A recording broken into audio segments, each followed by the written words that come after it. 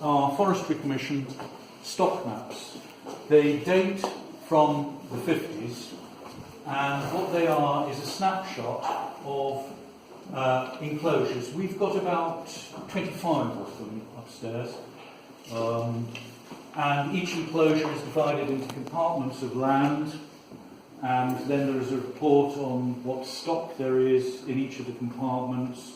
You've got the geological map there, the stock map, the thinning plan. So these are very much working maps.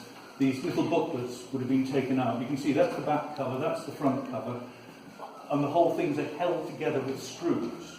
It's quite extraordinary, and there are a couple up there if you want to see them.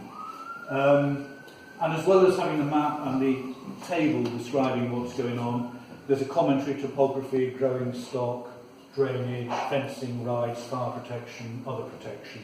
So they were also planning documents. But they are very beautiful. I mean, I never thought I'd say that, you know, a bit of Courier typeface from a grotty old typewriter was beautiful, but let's face it. So that's it. I hope you've enjoyed it.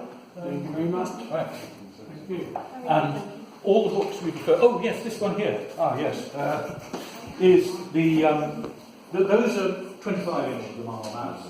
This is a 6-inch Lamarr, first edition of the Forest.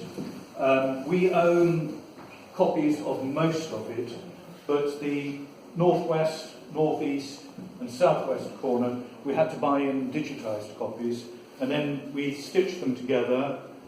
Then we went to this company that does flooring for exhibitions, and they produced this map for us in 4 segments, which are then stuck together and put down. But it's absolutely lovely. You can see things like the railway lines, and do feel free to walk all over it if you take your shoes off.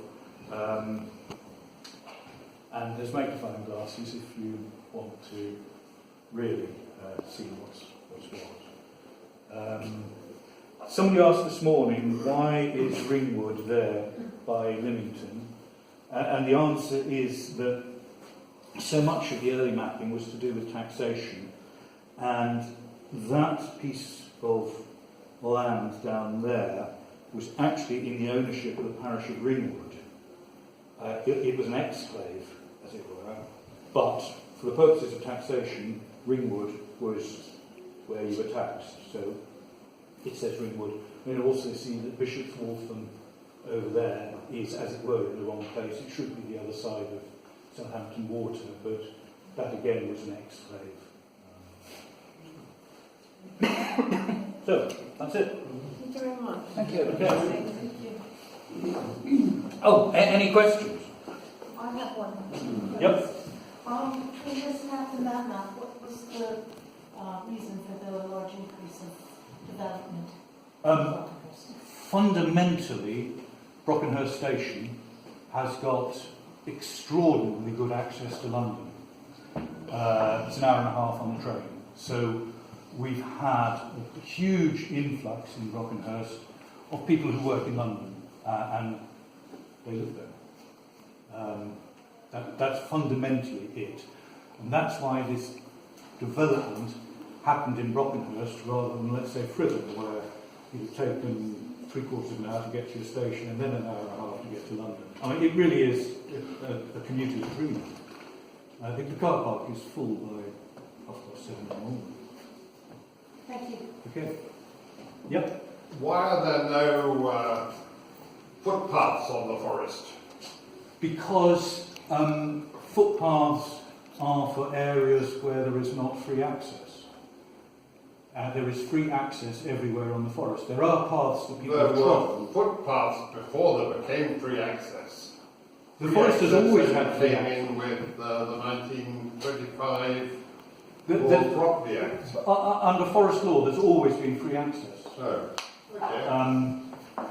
But, yeah, fundamentally, there are obviously footpaths where people have habitually walked to get from A to B relatively easily, but you have always had access in the same way as there are no bridleways within the forest, because you can ride, technically, anywhere in the forest, except now where the Forestry Commission has a no horses sign. Yep. Yeah, you mentioned this is mainly shale and gravel and so on. Does that mean that it's an area of interest to frackers? It has had a lot of development in terms of oil prospecting the forest. And if you think about it down to Kimmeridge and Dorset, they do actually have oil fields down there. We have got a map showing the pipelines running from Dorset through the forest. Yes is the answer. There's been quite a lot of drilling, prospective drilling happened in the Denny Walk. I don't know whether now the national park status gives protection against fracking, I'm not sure.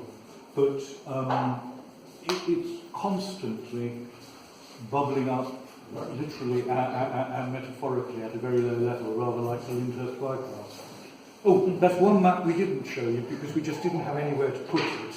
It's not the Lyndhurst bypass. We've got a lovely map upstairs which shows a 1930s projected, it would have been in the what might have been section, road with a bridge that goes past the level crossing of Brockenhurst, which would have pleased many people, I think.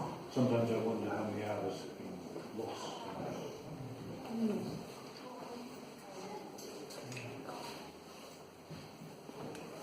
Any other questions? The library will be open for another 15 minutes.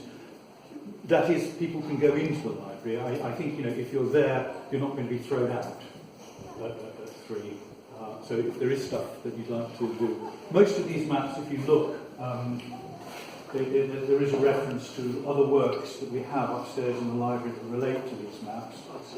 There's the guide to the exhibition is over there on sale for, I can't remember how much, £3.99 I think it is. And I think I said the cartouche is available for sale for £39. And dare I say, there is a donations box because we are a charity and we survive on your donations. And there's a comments book there if you'd like to write something in the comments. Okay, thanks very much.